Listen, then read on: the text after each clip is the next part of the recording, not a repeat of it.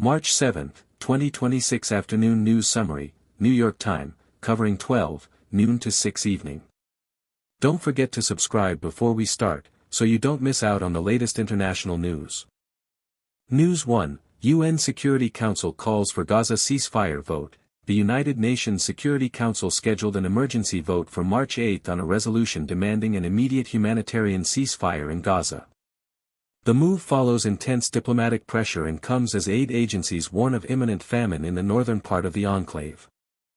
News 2, ECB holds rates, revises inflation forecast down. The European Central Bank kept its key interest rate at 4% but revised its 2024 inflation forecast downward to 2.3%.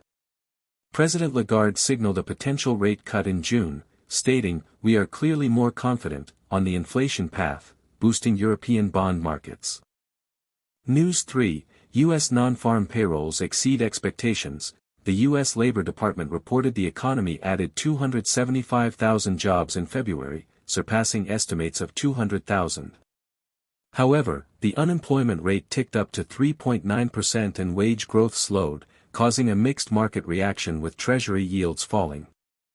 News 4, OPEC Plus agrees to extend production cuts. OPEC and its allies agreed to extend their voluntary oil output cuts of 2.2 million barrels per day through the end of Q2 2024.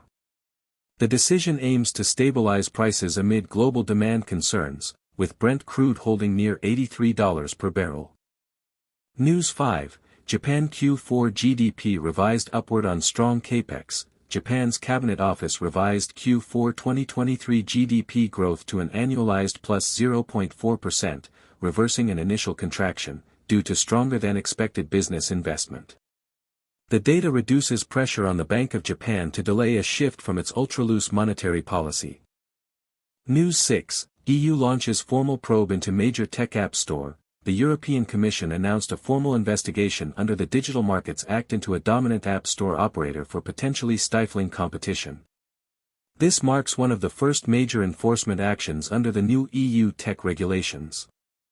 News 7, Argentina secures new IMF disbursement. The International Monetary Fund's Executive Board approved a $4.7 billion disbursement to Argentina after the country met key fiscal targets. This provides critical support for President Milei's austerity program as the government grapples with hyperinflation. That's all for today's news. See you next time.